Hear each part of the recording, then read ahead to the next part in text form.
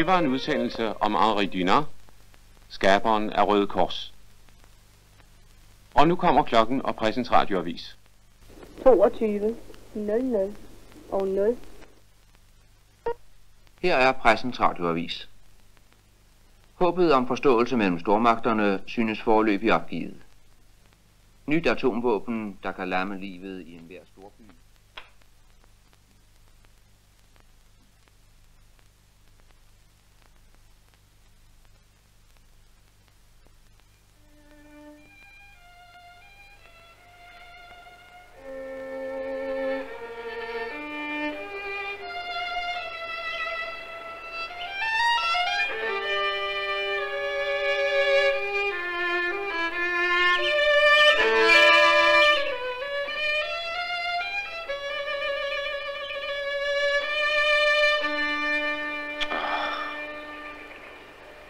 Jeg ender altid det sædvanlige sted, ved søen her,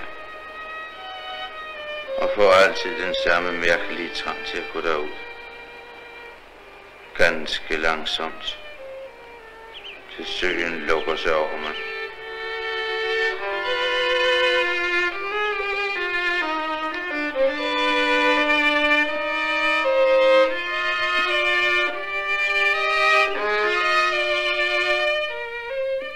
Hvor skal de hen?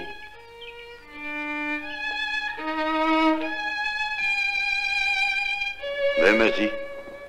Hvad vil de i min drøm? Er de sikre på, at det er en drøm? Selvfølgelig er jeg sikker. Inga gik over for at besøge Jørgensens. Jeg ville ikke med, jeg var træt, sagde jeg. Jeg sad i den store grønne stol og hørte radio. Jeg falder altid i søvn, når jeg sidder i den stol og hører radio. Og så kommer jeg altid til søen her. Og bliver mærkelig. Og får lyst til at... Og hvorfor? Fordi jeg måske der kunne finde det, jeg har mistet i denne verden. Hvad har de der mistet? Håbet. Det håb, de søger for i morgen. Det findes i handlingerne af i går og i dag. Ja. Hver dag opfindes en ny og frygteligere metode til at dræbe og lemlæste og ødelægge med. Hver dag vokser frygten og hadet. Hele verden er snart ved at blive tændt i brand. Når mine børn spørger mig, hvad vi skal i morgen, så skynder jeg mig at lukke for radioens hårde og brutale virkelighed. Hvorfor skulle jeg ikke lade mig friste af søen? Fordi der er håb, og fordi der i virkeligheden findes handlinger, der nærer dette håb. I en anden tid og på et andet sted var også jeg engang vidne til had og ødelæggelse. Og hvad beviser det? At det altid har eksisteret. Og hvad så? Jeg prøver at fortælle, at for 95 år siden erkendte menneskeheden atter engang sandheden om, at alle er brødre. Kaldet Kain og Abel. De har uret. Åbn deres øjne, åbn deres sind. Men vi må overskride tid og rum. Denne sø indeholder både fortid, nutid og fremtid. Se selv.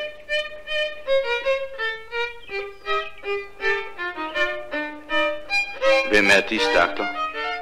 Mennesker i Holland.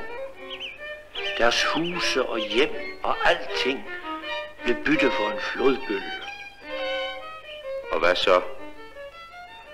Den stille hvisken om hjælp blev hørt over hele verden. Nye hjem til 10.000 af nødstedte var en gave fra hele verdens befolkning. Et nyt håb, ikke sandt? En handling fra i går, en hjælpende hånd fra 41 nationer, deriblandt deres egen gennem Dansk Røde Kors. Ja, det er meget godt. Altid de andre. Men hvad med vores egen? Hvor meget ukendt nød og elendighed findes der må ikke herhjemme. Der er folk, som bare ikke råber så højt op om deres lidelser.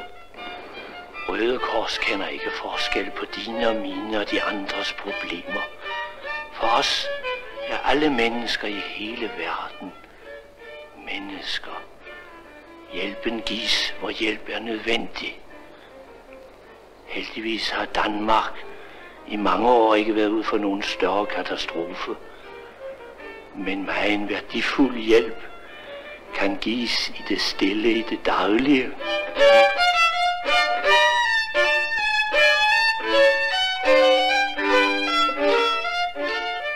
Hvad fejler hun? En sygdom, der kaldes astma. Den er vel ikke egentlig livsfarlig, men de spurgte, hvad der gøres for vore egne. Hvert år angribes mere end 4.000 danske børn af astma. De der ser da sunde nok ud. Hvor er vi nu? På astmasanatoriet ved Kongsberg i Norge. 3 gange om året sender Dansk Røde Kors 80 børn herop. De har astma, når de kommer, men den friske luft tager et vældigt livtag med sygdommen, og de vender sunde og friske tilbage. Det er da også et håb, ikke? Jo. Kan de huske den sidste krig? Ja, selvfølgelig. Kan de så også huske billederne fra efterkrigstidens Europa? Sultne, frysende, hjemløse og håbløse mennesker i lande af ruiner. Ja. Kan de så også huske de karavaner af danske Røde Korsbusser, der efter krigen drog ud i dette krigshærgede Europa for at hjælpe?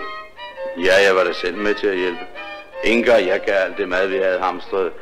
Jeg mener, lagt til side under krigen. Det gav vi til Dansk Røde Kors til Europas nødstil. Ja, det var dem, der hjalp. Og alle de andre, der gav, hvad enten de havde overskud eller råd til det. De hjalp. Det er netop nu 10 år siden, at Dansk Røde Kors påbegyndte dette store, internationale efterkrigstids hjælpearbejde. Siden 1945 har Dansk Røde Kors alene i rede penge anvendt 160 millioner kroner til hjælp for nødstedte i det, de kalder for fremmede lande.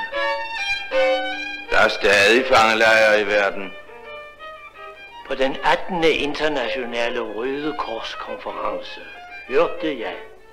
I betragtning af, at et stort antal mennesker, voksne og børn, som følge af den anden verdenskrig og de efterfølgende begivenheder, stadig er hindret i at vende tilbage til deres hjem, anbefales det, at de nationale Røde Kors-selskaber virker som naturlige mellemled mellem deres respektive regeringer, for i størst mulig udstrækning at lette frigivelsen af disse mennesker. Og kort derefter vendte 811 mænd, sønner, brødre, ægtemænd og fædre tilbage fra Sovjetunionen til deres kære i Japan. Men det tog ham 8 år. Ville de være den, der fortalte denne mor og dette barn, at hvis det ikke kunne gøres straks, så var det håbløst? Sikkert ikke. Hvis folk ønsker at hjælpe, så er der altid håb. Alle kan hjælpe. Netop ved denne sø så jeg engang en lille dreng og en lille pige, bror og søster. De sejlede ud i en lille båd. De morede sig så godt derude, at båden kæntrede og gjorde de 2 børn til et bytte for søen. Men den fik dem ikke. Drengen gik i skole og havde lært at svømme og gik kunstig åndedræt efter Holger Nielsen-metoden. Han bjergede sin søster i land og reddede hendes liv, eller skal vi sige, at de og vi reddede hendes liv. Hver eneste dag udbreder Røde Kors kendskabet til denne danske livredningsmetode, der gennem årene har reddet mange tusind mennesker verden over. Hvad er det? Det er en krig i Korea. Danmark var med, ikke i krigen, men med en hjælpende hånd. Det, der gør Røde Kors-tanken virkelig stor, er, at alle mennesker i verden hjælper hinanden. Det danske hospitalskib Jutlandia lå derude i flere år for at hjælpe mennesker. Læg mærke til, jeg taler ikke om japanere, koreanere, kinesere eller amerikanere. Jeg siger udtrykkeligt mennesker. I formiddag modtog en repræsentant for Dansk Røde Kors en græsk flygtningefamilie, der på rejsen fra Grækenland til Canada fik nogle timers ophold i København. Krigen skilte mor og søn fra faren, der i dag sidder i Canada, uden at have set sin familie i de sidste 13 år. Igennem de senere år har Røde Kors dagligt hjulpet mange mennesker til at blive genforenede med deres familier. Når de kunne gøre det for et enkelt menneske, hvorfor kan de så ikke gøre det samme for hele menneskeheden? Det kommer. Der findes noget godt hos alle mennesker på hele jorden. Det er desværre rigtigt, at det til daglig holdes nede. Men jeg ved, det gode eksisterer. Og det skal samles fra alle verdens dele. Enhver skal vide, at det eksisterer. Fordi enhver kan få brug for hjælp. Nu forstår de måske bedre, hvad jeg mener, når jeg siger, at håbet for i morgen findes i handlingerne af i går og i dag. Og at man ved at støtte Røde Kors er med til at styrke den store hjælpende hånd, der kan redde andres liv og håb. Måske også deres eget, ikke? Hvem er de egentlig? Og hvordan er de kommet ind i min drøm? Jeg er Henri Dunant. Jeg var selv engang fortvivlet over mine medmenneskers lidelser, men jeg opgav ikke håbet. Jeg sluttede mig sammen med andre, der følte ligesom jeg, og vi grundlagde Røde Kors. De hørte en udsendelse om mig i radioen lige før de faldt i søvn. Vi to var på samme bølgelængde. Den eneste bølgelængde i hele verden, alle mennesker har til fælles. Håbet om en god og fredelig fremtid. Men ingen behøver at føle sig alene i vanskelige tider. Røde Kors er der for at hjælpe. Vi vil, og de vil.